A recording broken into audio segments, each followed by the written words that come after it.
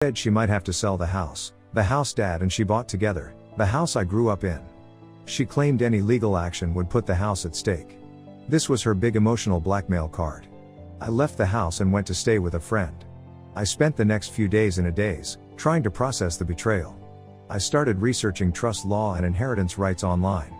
Everything I read suggested she had massively breached her fiduciary duty.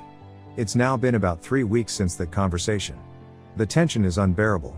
I've only been back to the house a couple of times to get more of my things, and each time Carol either cries or tries to make me feel guilty. Leo is openly hostile. I haven't made any firm decisions yet, but I've come to the conclusion that I can't just let this go.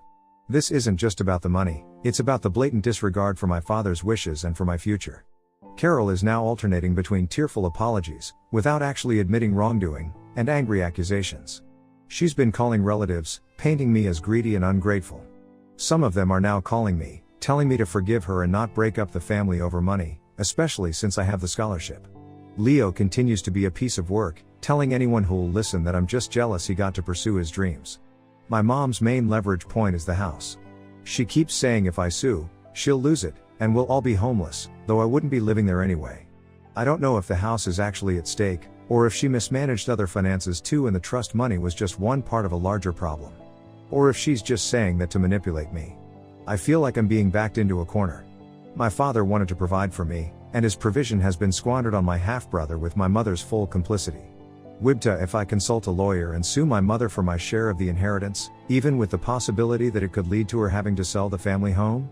Am I truly unsupportive, overreacting, and jealous for wanting what my father intended for me, especially when my scholarship doesn't cover all my university costs? Update 1. First off, thanks to everyone who commented on my original post. I received a lot of messages, and the overwhelming consensus was that I needed to talk to a lawyer. Many of you asked for clarifications, so I'll try to address the main ones. Dad's will and trust details. A few people asked about the specifics. My dad's will stipulated that the $500,000 was to be placed in a trust, with Carol as the sole trustee. The terms stated it was for the education